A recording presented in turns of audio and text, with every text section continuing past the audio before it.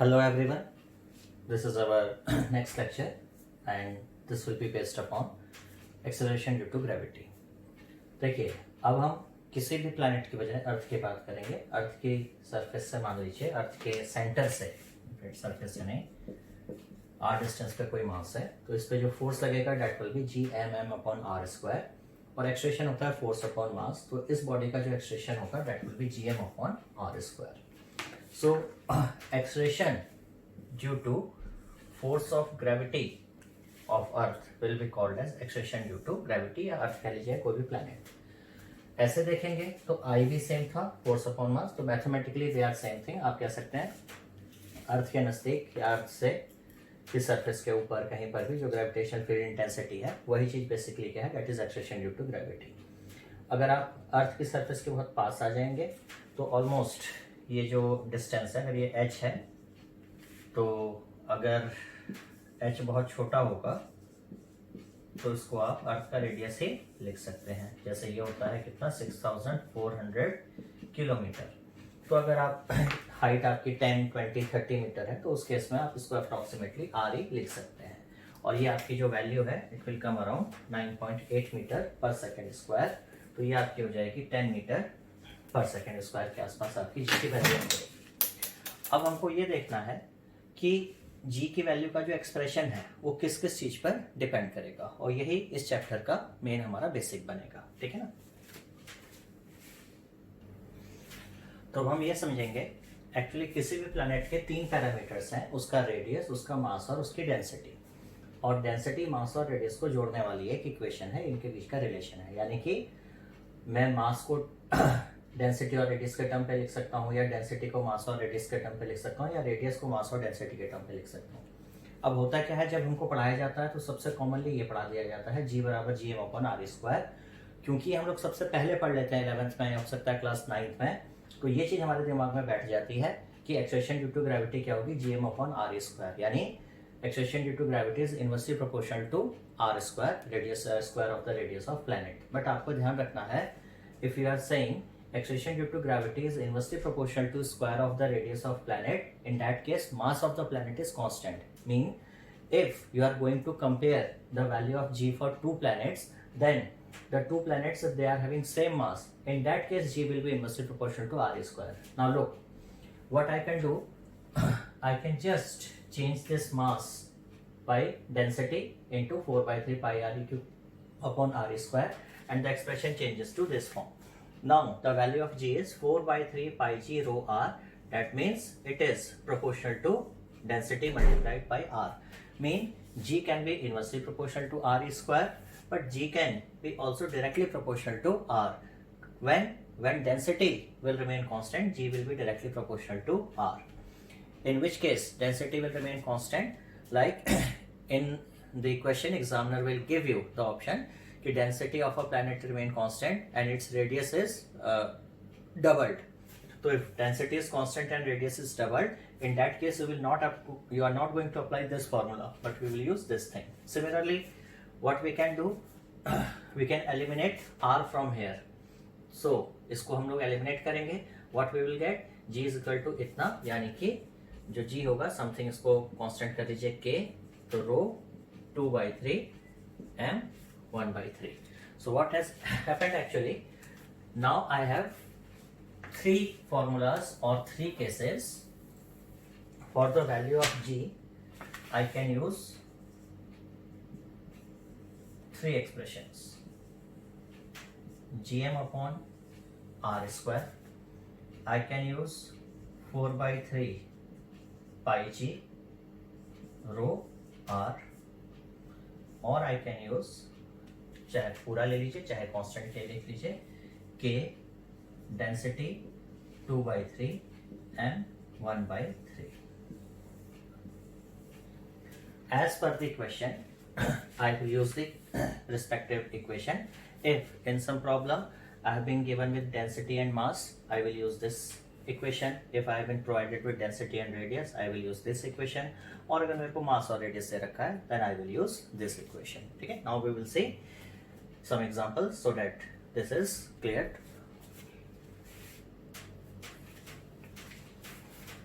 Now actually formula हमको पता है, लेकिन क्योंकि आदत है जब तक एक न्यूमेरिकल ना लगे तब तक हमको चीज़ें समझ में नहीं आती हैं।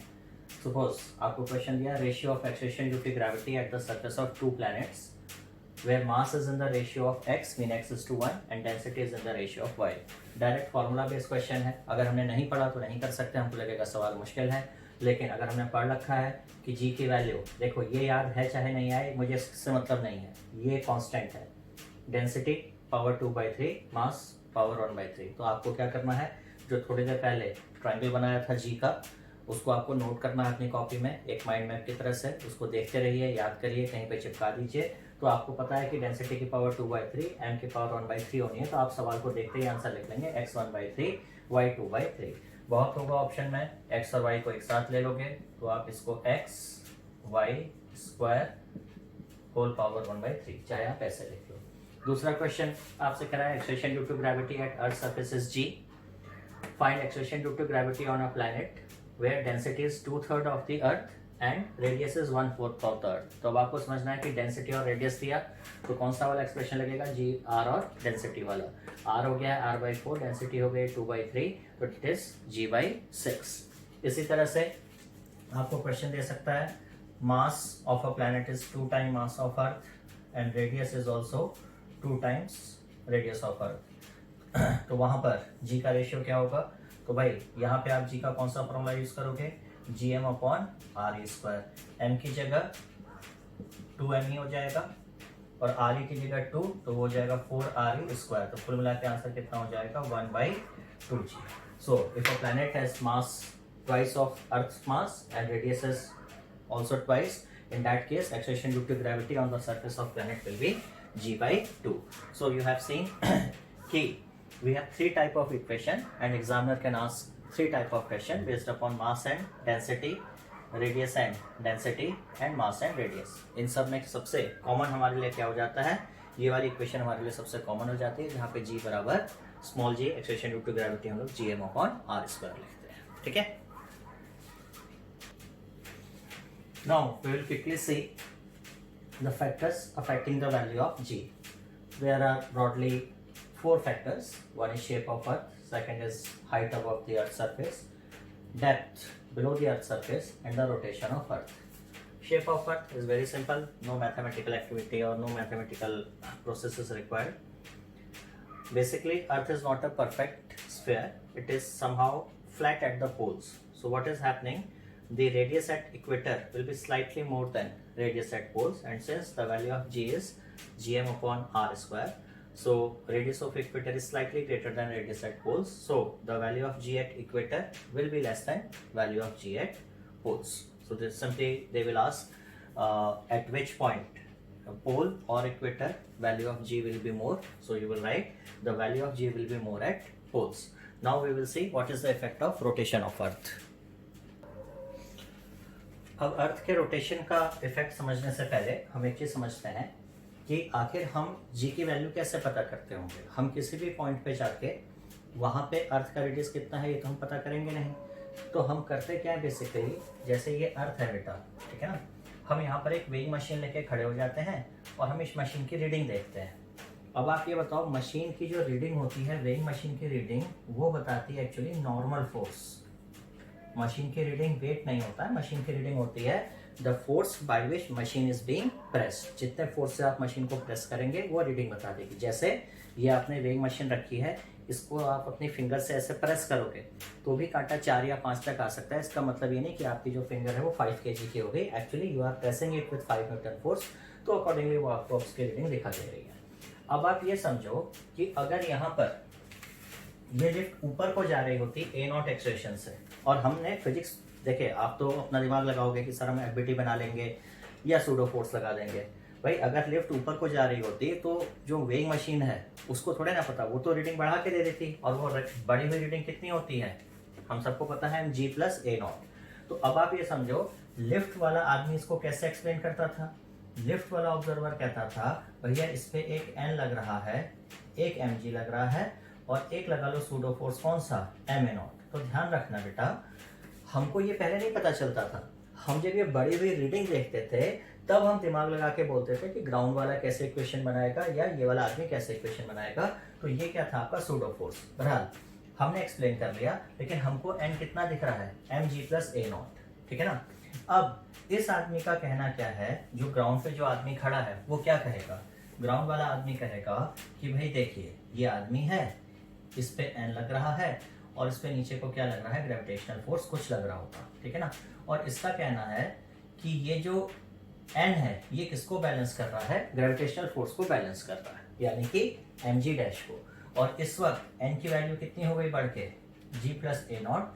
तो ये लिफ्ट वाला आदमी कहेगा कि लिफ्ट के फ्रेम में जो इफेक्टिव जी है वो जी ना होकर कितना हो गया है, जी प्लस ए नॉट। और इसी तरह से अगर ये लिफ्ट नीचे को आ रही होती ए नॉट एक्सप्रेशन से, तो ये आदमी कहता है जो इफेक्टिव एक्सप्रेशन है वो जी माइनस ए नॉट हो जा रहा है। मतलब ऐसा लग रहा है जैसे इस आदमी के लिए ग्रेविटी जी ना होकर कितनी हो गई, जी प्लस ए नॉट, क्योंकि नॉर्मल रिएक्शन अपनी वैल्यू कितनी कर लिया है, M G plus A naught, ठीक है ना। अब आप इसको सर्किल में समझने की कोशिश करो। एक एन ऊपर, मान लीजिए स्केट्स पहन के लड़का ऐसे चक्कर कंप्लीट कर रहा होता, तो जब ये स्केट्स पहन के यहाँ से घूम रहा है तो इस वक्त एक एन लगा हुआ है, एक एम जी लगा हुआ है। तो ये तो हमको पता है कि हम इक्वेशन बना के ऐसे लिखते हैं, बट अगर ये स्केट्स पर एक वेइंग मशीन भी लगी होती तो ये वेइंग मशीन रीडिंग एन की बढ़ाकर कितनी कर देता, इतना। और इस आदमी को क्या लगता, इस आदमी को लगता कि अरे वाह मेरी रीडिंग बढ़ गई, क्योंकि जो मेरे को ग्रेविटी है वो जी से चेंज होकर कितनी हो गई, जी डैश, इसमें से एम हटा दो तो आपको जी डैश कितना मिल जाता, g plus v square upon r. तो कहने का मतलब हम जो जी की वैल्यू देखते हैं समझते हैं, अक्सर वो हम समझते हैं कि उस जगह पे कितना नॉर्मल रिएक्शन नेट आ रहा है और हम उस नॉर्मल रिएक्शन को वहां के एम ए के बराबर कर देते हैं, जो ए की वैल्यू आ जाती है उसे हम क्या मान लेते हैं, इफेक्टिव जी।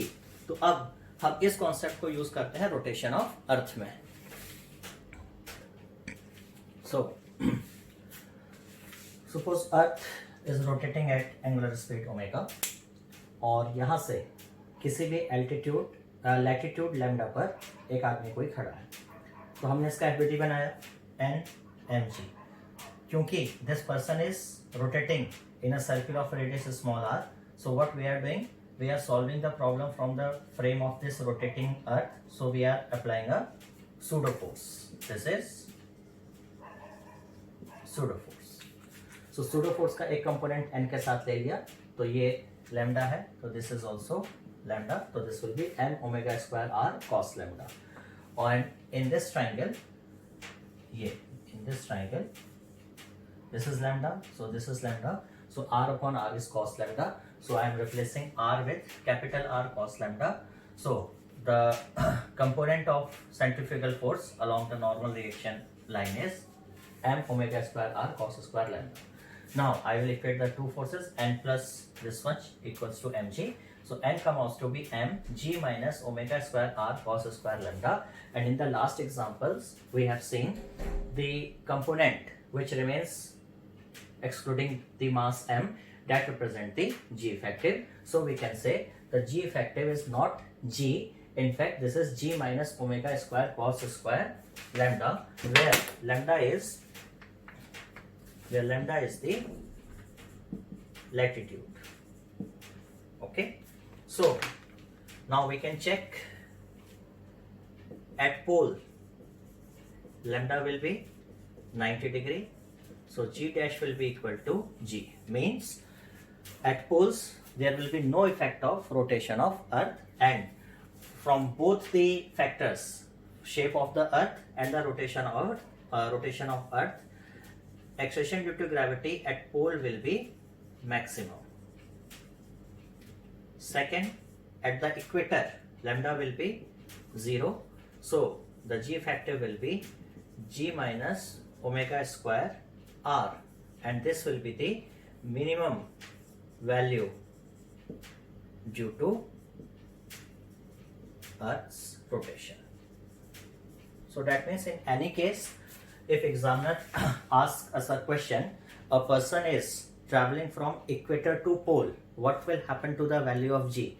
So see, equator से pole जाने में दोनों factors, rotation वाला भी पोल की तरफ जी की वैल्यू बढ़ा रहा है और शेप ऑफ द अर्थ वाला भी पोल की तरफ जी की वैल्यू बढ़ा रहा है। तो अगर कोई भी बंदा इक्वेटर से पोल की तरफ जाएगा, that means the value of G is going to be increased. Here one more question is asked, what will happen if the angular speed of earth keep on increasing? So we can understand like this. Suppose a person is at equator and what is happening, omega keeps on increasing. So we have seen G effective is G minus omega square R at equator, okay, because at equator lambda is 0. So what will happen if omega keeps on increasing, this term will keeps on increasing and G effective will be decreasing.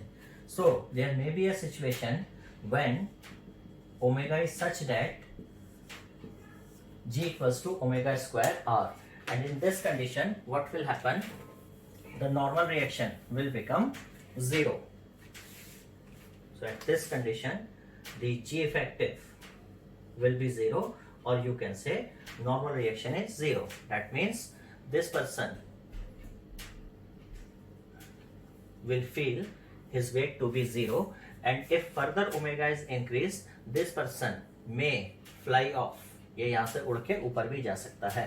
तो ये critical omega कितना आ जाएगा, ये आ जाएगा under root g by are.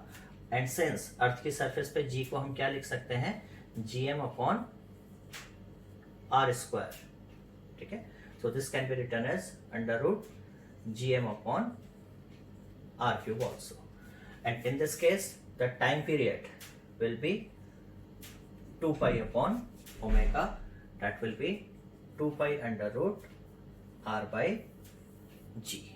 Okay, now this is constant, this is constant.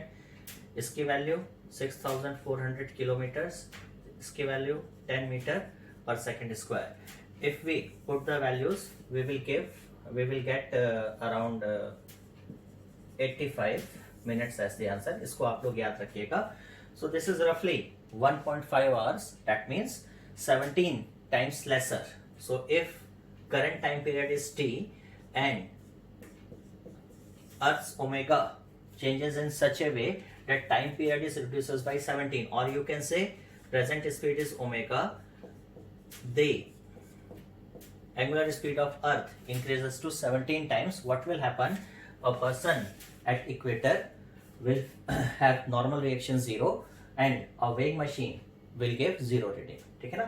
इसी तरह से आप 45 डिग्री पर भी पता कर सकते थे. अकॉर्डिंगली आपको n को 0 पुट कर देना है और आप उसकी वैल्यू निकाल सकते हैं. इस वैल्यू को आप याद रख लो बेटा, ठीक है, क्योंकि ये वैल्यू बहुत जगह पर काम आएगी. ये सैटेलाइट में भी काम आने वाली है. जो टाइम पीरियड होगा सैटेलाइट का अर्थ के पास, ये आपके SHM में बार बार नंबर आएगा, तो ये नंबर बहुत जगह पर आने वाला है. तो इस तरीके से आप देखेंगे कि रोटेशन, हालांकि हाइपोथेटिकल क्वेश्चन है, अर्थ इतना तेज होने वाली नहीं है, लेकिन अगर अर्थ अपनी स्पीड 17 टाइम्स लगभग इंक्रीज करा ले, या जो डे की ड्यूरेशन है 24 घंटे से रिड्यूस होकर कितनी रह जाए, लगभग 85 मिनट या 86 मिनट, तो क्या होगा, जो आदमी इक्वेटर पर होगा वो वेटलेसनेस की कंडीशन को फील कर सकता है. ठीक है. सो दो इफेक्ट्स हो गए, shape of the earth and rotation of the earth. अब हम देखते हैं effect of height. So next is effect of height. Again this is very simple, थोड़ा सा बस मैथमेटिकल मॉडल आपको लगाना है. This is radius of earth. Suppose a particle is at height h from the earth, और we want to calculate the value of g at a height h.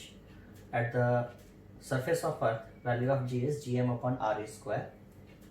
At height h, we will take this total distance, that will be re plus h whole square.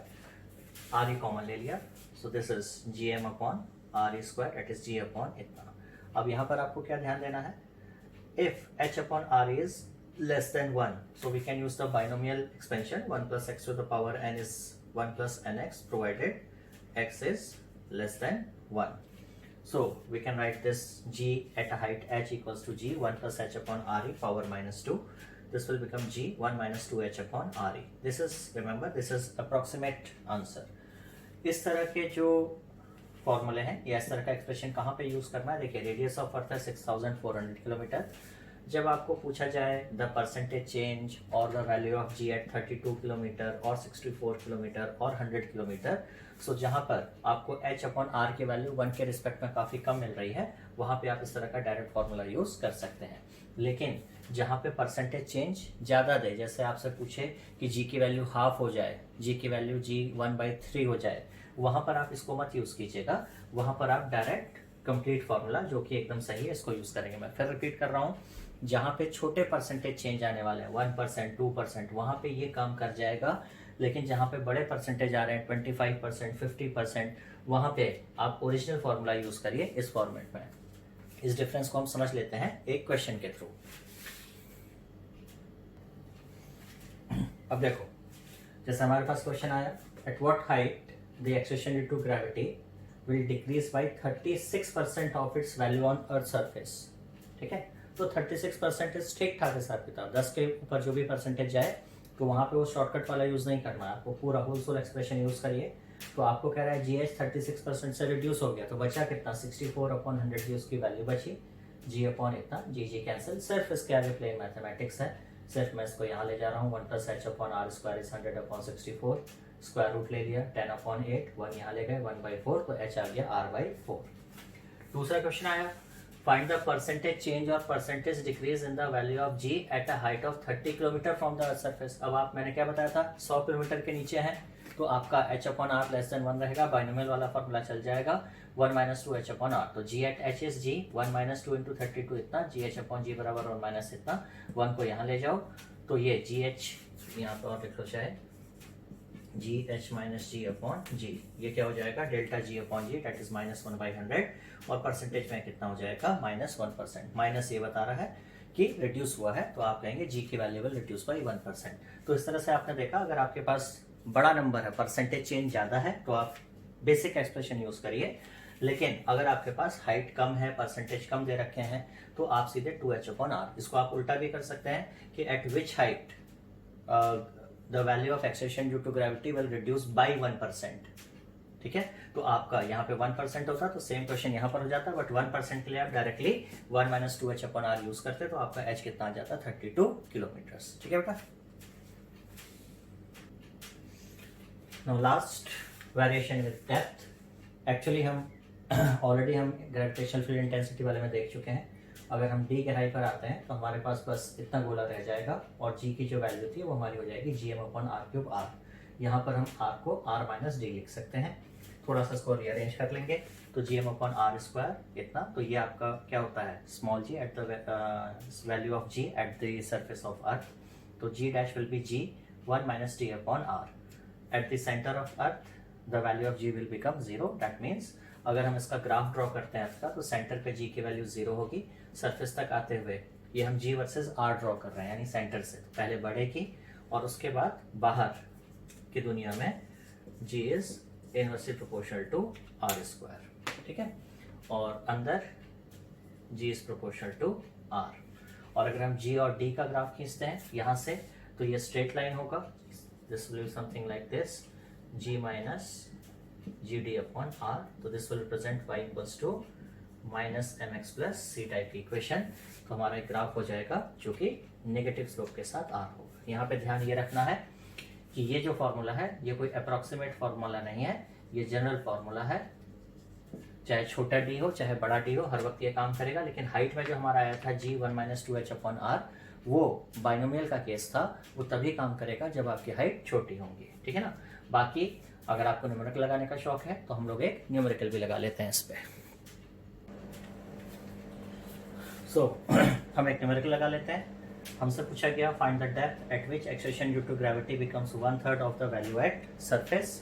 तो simple formula use करना है, g dash बराबर g 1 - d/r, g dash की जगह g/3 calculate किया, 1/3 बराबर इतना, d/r इतना, एंड वी गेट d बराबर 2r/3।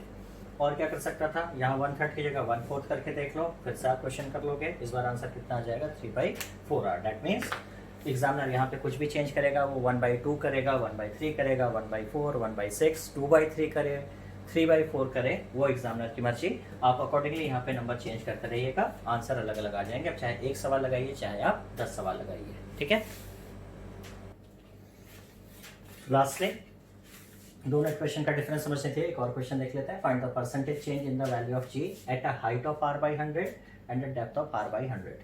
See r by 100, so that means h upon r is going to be less than 1, so we can use g 1 minus 2h upon r.